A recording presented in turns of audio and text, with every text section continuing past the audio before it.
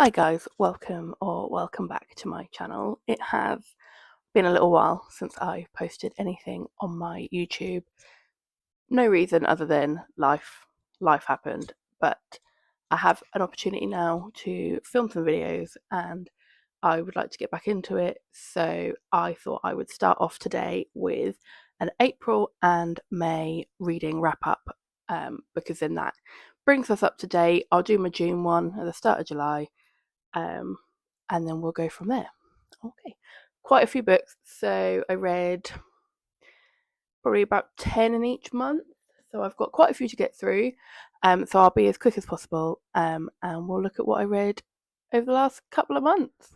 The hair's already had to go up because if you're in the UK, then you'll know we're having one of our heat waves that the rest of the world can't really understand because to them it's normal or cold. And the room I'm in is right at the top of the house, so it is like a furnace in here. But anyway, the first book that I read in April is, to this day, so it's middle of June now, is still the best book I've read so far this year, and that is Take My Hand by Delene Perkins Valdez. So this is a historical fiction dual timeline. It follows a nurse civil as she works in a clinic and she becomes the nurse for this family that live in one of the poorer areas of the town in Alabama that she's in. Follows a family of two sisters, their dad and their grandma. They all live in one room in like a shanty town part of the area, and Civil becomes aware of, in quite a harsh way, of surgical sterilisation that is happening to minors, particularly minors of certain ethnic groups, so racially motivated surgical sterilisation.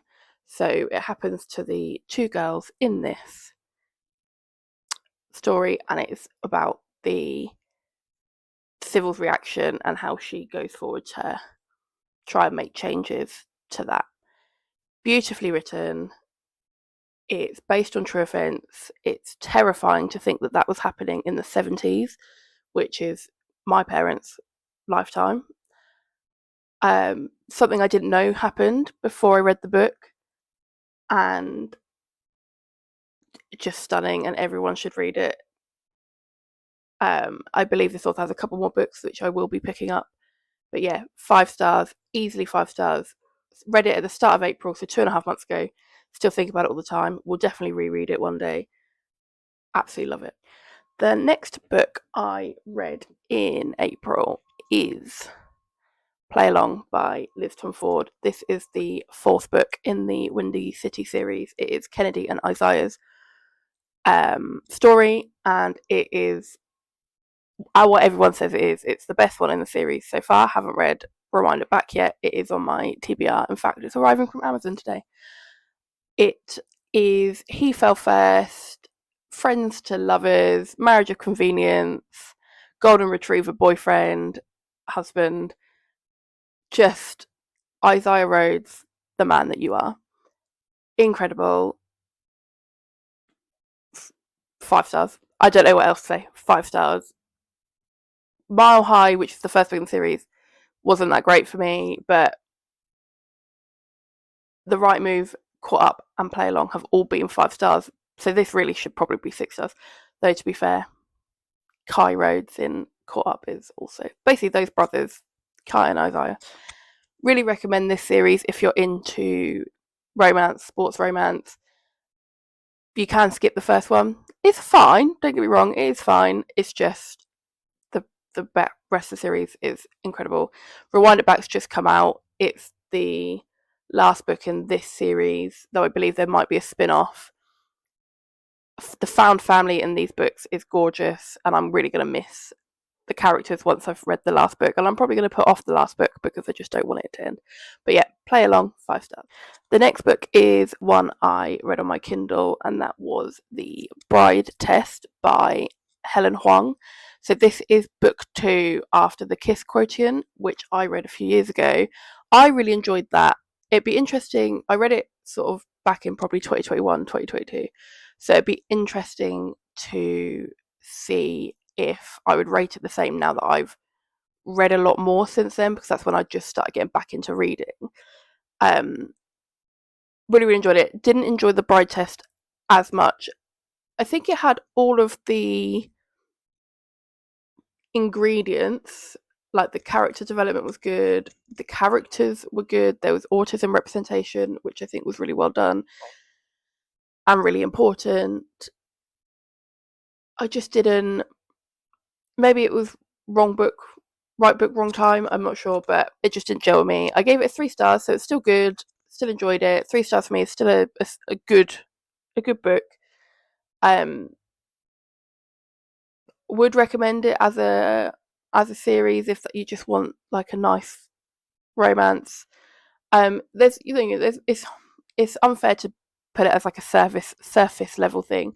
You know, it shows like immigration from like Vietnam and how the female main character is Vietnamese and how she settles, you know, gets herself settled in America. And so there's more than just boy meets girl for sure, and saying that wouldn't do it justice if I pretended like that's all it was.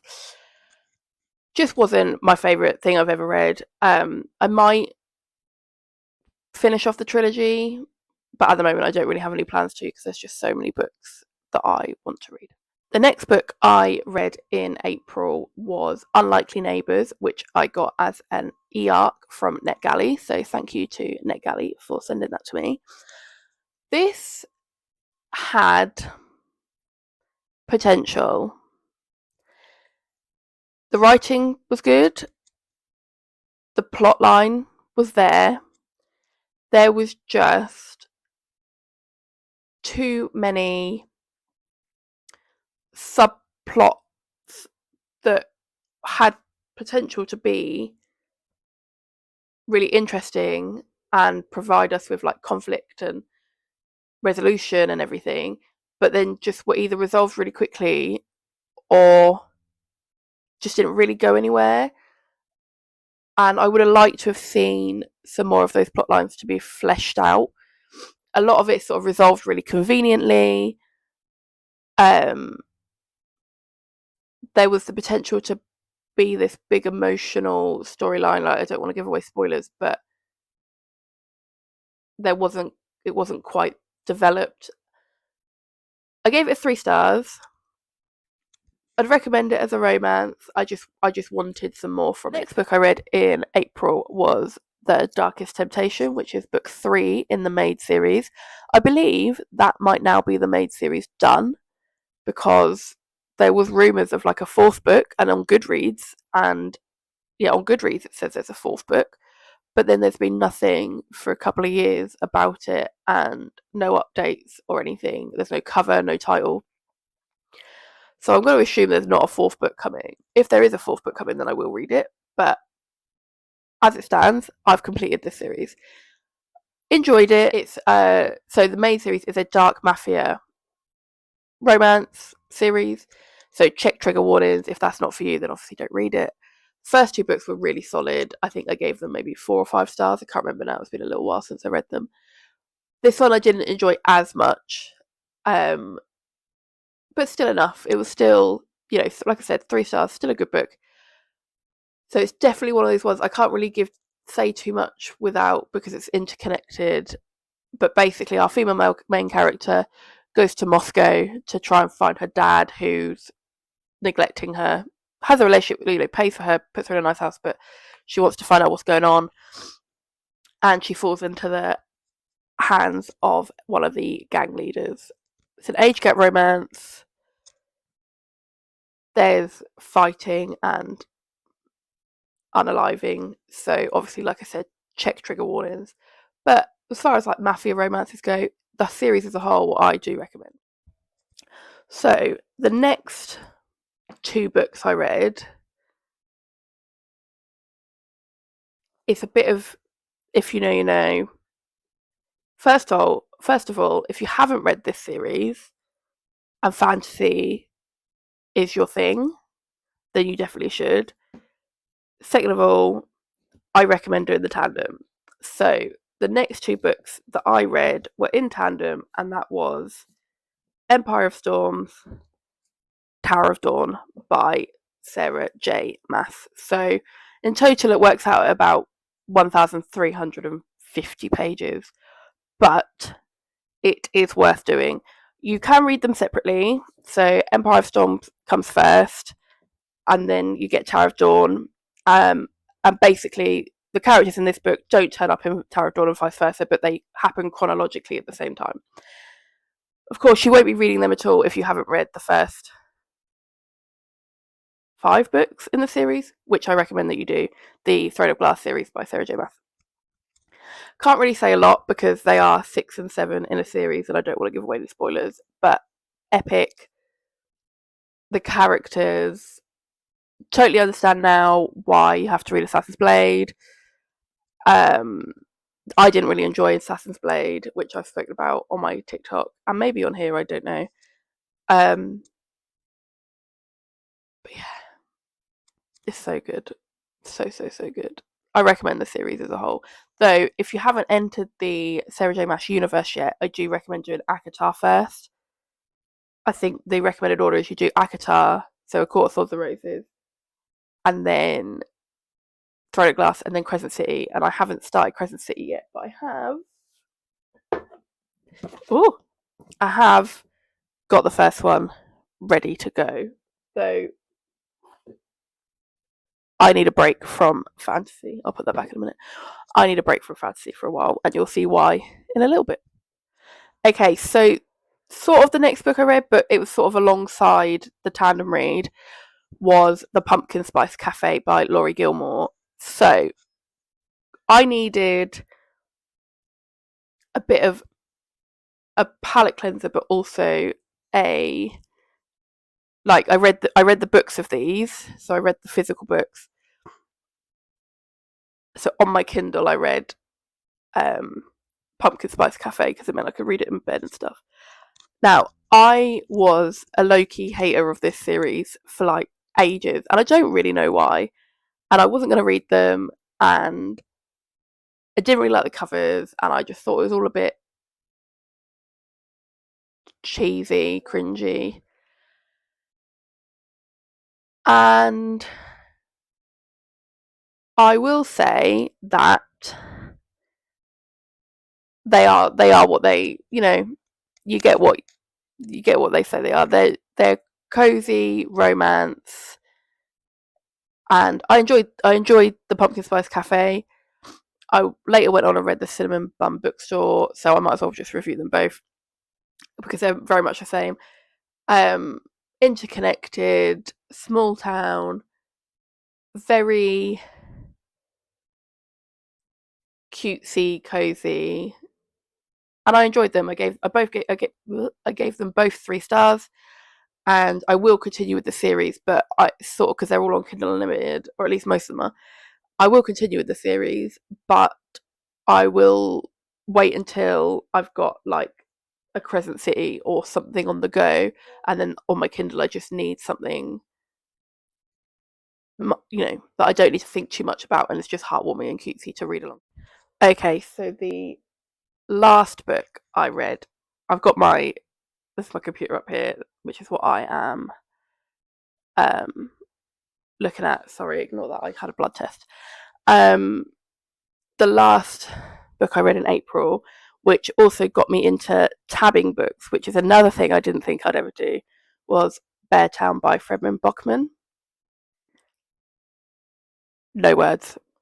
Honestly, 5-star, no notes. So good.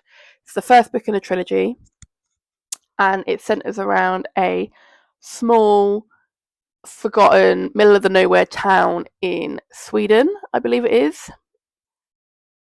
Yep, Beartown is a small town in a large Swedish forest. And it's very, very character driven, and you're following the POVs of about 20 different characters. So it takes you a little bit of time to, one, understand who everyone is, to start to develop any sort of emotional connection to them. But by the end of the book, you do.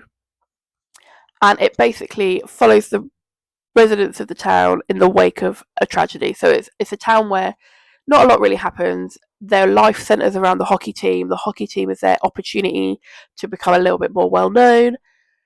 And then something happens that is controversially wrong, and the town is split between people that want to see justice and people that want it swept under the rug, don't want it to have a risk of interfering with the hockey plans for the town.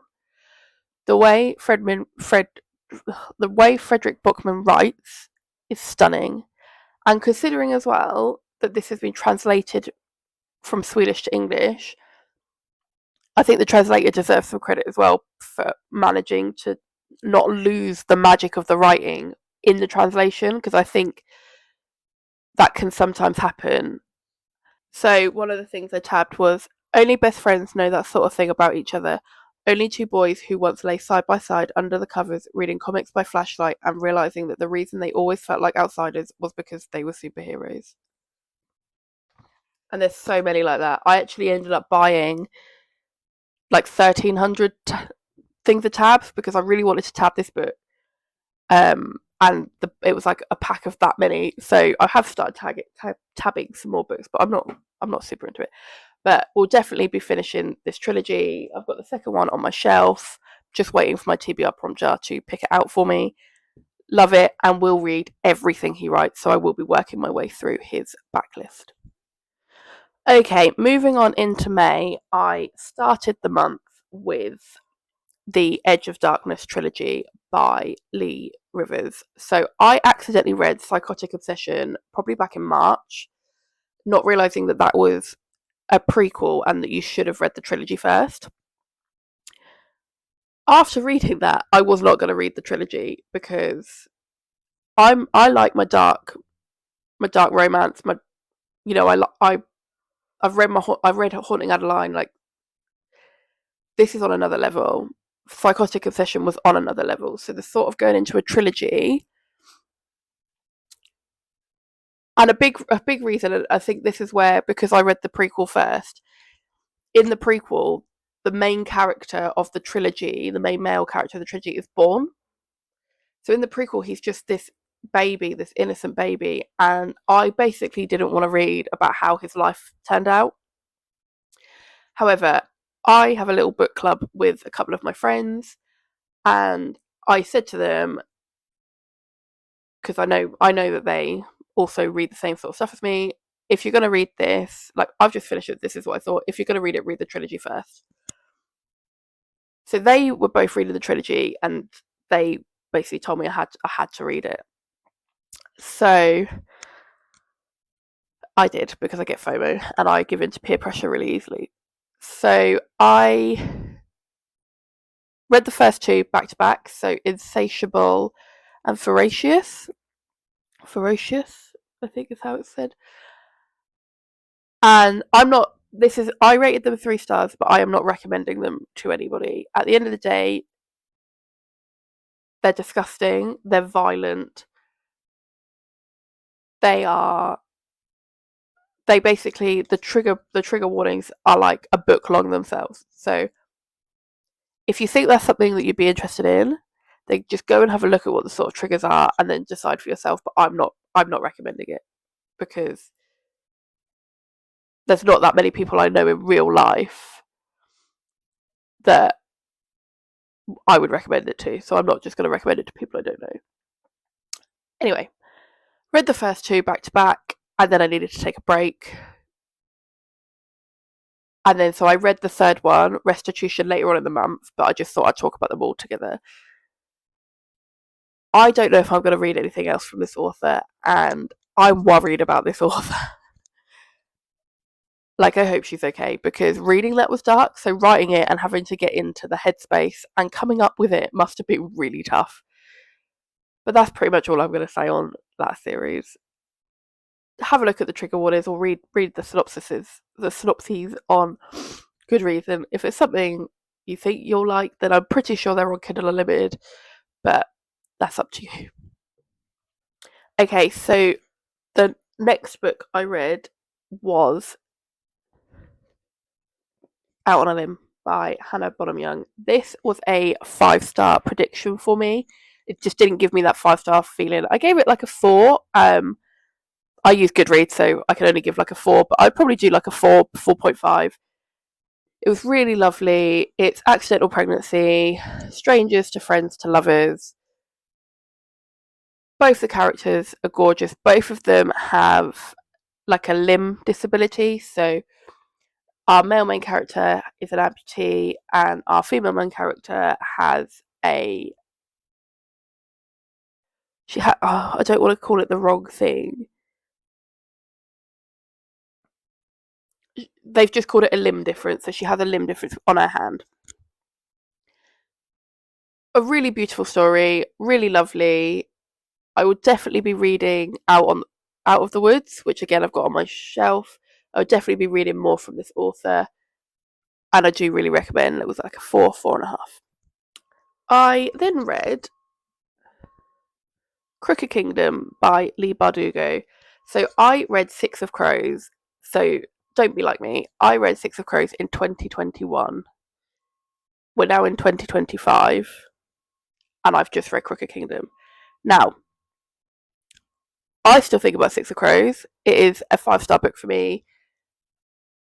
It was one of the first fantasies that I read when I got back into reading, and I absolutely loved it.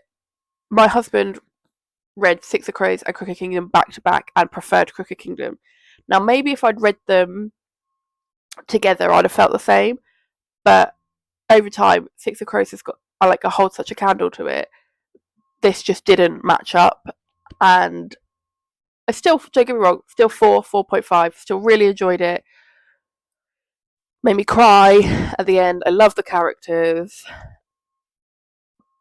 Beautifully written. Leigh Bardugo's really good at writing, really good at world building. Absolutely love the world. We'll definitely be reading more from the Grishaverse. It just didn't give me the same as Six of Crows did. But then I'm a bit older now. I've read a lot more since Six of Crows. So I'm sort of comparing this to everything I've read since, whereas Six of Crows I didn't really have much to compare it to. Really, really, really, really recommend the Six of Crows duology to anyone that loves fantasy. It's definitely fantasy rather than romancy. So if you're more of a romantasy reader, which I generally am, then just bear that in mind. But this duology, so good, and I will definitely be reading more. I do have the Shadow and Bone trilogy on my shelf, which I have not started, and I definitely believe you probably should have read that first. But I like to do things backwards, as we have found out today. But yeah, Crooked Kingdom, Leigh Bardugo, 4, 4.5 stars. Next in May, I read Nora Goes Off Script by Annabelle Monaghan. This is the first book I have read by this author, and I really enjoyed it. It follows Nora, who is a screenwriter, and she writes for like Hallmark channels, like your cozy romance. And she decides to do something a little bit different and writes from her experience of her husband walking out on her and her kids. They come to film it at her house, and she gets to know the male main character. One thing I will say about this, it's really, really short, but it packs a lot in, and it has the miscommunication trope, which as a rule, I generally don't like. However, I did not see it coming. Like, when everything got revealed, I didn't see that coming as like the plot line, which I really liked, because I do find the miscommunication trope to be a bit lazy. I hate it when things can just be resolved by conversation, which could have here if the adults had acted like adults. But how the miscommunication came about, didn't see it coming. 4 stars. Will be reading more from this author. Really enjoyed it as a little romance in between some of the heavier fantasy stuff I had read already in the month of May. Okay, next on my Kindle, I read Cruel King by Rena Kent. I have heard a lot about Rena Kent, particularly her gods series, like the Gods of Malice, God of War, that one. I do intend to read that. I intend to read quite a lot of Rita Kent's work because I believe that she is the sort of author that writes books that I would like. Cruel King is the first book in the Royal Elite series, and it is a dark romance, bully romance, set in high school. Touch her and you die. I can treat you like crap, no one else can. All the things that we shouldn't love, all the things that we know aren't right. However, I'll eat it up. I was just double checking, I gave it a 3 stars because when you read a book like Crooked Kingdom or Take My Hand, this is where I can't rate then a book like Cruel King, which is like a high school bully romance, sort of the same, because the enjoyment just isn't there. But for what it is, really good. And I will continue with the series. I do hope it gets it picks up a bit more, because again, I think another reason why I maybe gave it 3 stars was because things maybe resolved a bit easier than I wanted them to. And yeah, I'm struggling to remember now quite what made it a 3 star for me, but 3 star is still a good book. The way I see it is 1 star, should have DNF, 2 star, didn't really enjoy it, 3 star, good, would recommend it to certain people, 4 stars, really good, really enjoyed it, would recommend it to pretty much everyone, 5 stars, perfect, it's a feeling, no notes, everyone should read it. So 3 stars is still a strong rating for me. Okay, so the next 2 books I'm going to talk about were my most surprising reads of the month. So I have a spreadsheet on my computer which has all of the books from my Goodreads want to read, and I've been adding to that list since 2021. And what I did was I made a spreadsheet and I have it so that you can organise it by format. So I knew that I was looking for a Kindle book that was available on Kindle Unlimited. So I sorted it by that, and then I got a random number generator to pick from that list of books, and the one it picked was Full Tilt by Emma Scott. Now, I added this to my Goodreads want to read list in 2022, so that must have meant that I was watching a book talk or a booktube or something, and someone spoke about it, someone recommended it, I added it to my want to read, and I haven't thought about it since. I had a look, still on Kindle Unlimited, so I downloaded it, and it was a 5-star read for me. So it is a duology, so I'm going to talk about them both at the same time. So there's Full Tilt, which is book 1, and All In, which is book 2. Full Tilt was a 5-star, All In was a 4-star. Really, really recommend the duology as a whole. So Full Tilt follows Jonah and Casey. Casey is a guitarist for a band that is about to get its big break. Jonah works in Las Vegas as a limo driver in the evenings, and as he blows glass in the day, and he's creating something incredible. So this book, I've never really had much desire to go to Vegas. I think that if I ended up in that area of the world, then it would be cool to go there, but I've got no desire to just go there for the sake of going there until this book, because now I really want to go to Vegas. Jonah picks up Casey after a night out, has to take her home in his limo because she has got wasted again. And from there, they get to know each other, and he starts looking out for her, and they develop a friendship, and he shows her how she can enjoy her life, because she doesn't have a relationship with her parents, and she doesn't really want to be in the band. She just found herself in the band, and she doesn't know if she can do all the touring. And yeah, Jonah is unwell, and it is terminal. I'm trying to make sure I don't give away any spoilers, but this is the point of the book, so it's not really a spoiler. and also when I talk about All in a minute, it's going to give it away anyway. So he is hesitant to start anything up with Casey, knowing that he's not really going to be around to see anything through. However, they fall in love and it's beautiful. The book is beautiful and it's heartbreaking. And I never read A Fault in Our Stars. Never read it. I've never seen the film. But from what I know about that, I sort of get almost feels like it's a bit of like an adult version of that. I just love it. I will definitely reread it. I will recommend it to everyone. And yeah, so basically, Jonah helps Casey come out of her cycle that she's in of alcohol and partying and drugs, and encourages her to write her own music, and she gets her own place, etc., etc. Casey helps Jonah live life a bit for the last few months of his life, and the end is heartbreaking. 5 stars. Book 2, All In, is Casey and Theo. So Theo is Jonah's brother.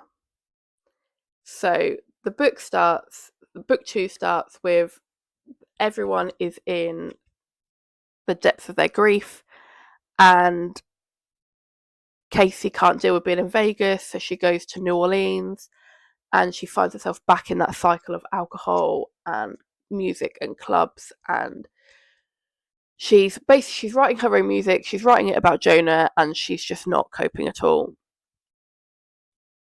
Theo comes to help her, and then together they navigate their grief, but also their complicated feelings and guilt towards the fact that they're starting to have feelings for each other. One thing I liked about this book, the second book particularly, was because that's quite a taboo subject, and people questioned it. Like their friends and their family, they questioned it, not in a immature way, but in a I don't understand. Like I don't understand how you could be with this person and now you're with their brother, sort of thing. But then the way the story is told, and then the emotions, their families and friends or whatever, it's just beautiful. I don't want to give too much away. I feel like I already have. I've been talking about these books for 6 minutes. Please read them. They're on Kindle Unlimited. I am going to be buying the physical books as trophy copies. I will be reading more from Emma Scott. I've already got one on my Kindle to read. Love them. Loved them, loved them, loved them. Okay, last but not least, the last book I read in May was The Crimson Moth by Kristen Ciccarelli. Ciccarelli? I believe that's how you say it. The first thing I'm going to say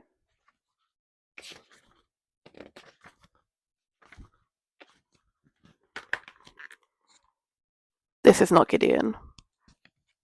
This Tudor prince type here, not Gideon. If you're watching this, you've probably heard of this. You might have even read it. I was pretty late on the bandwagon for this one. But it's an enemies to lovers, witch and witch hunter. He hunts her. It was a 5-star prediction for me. It was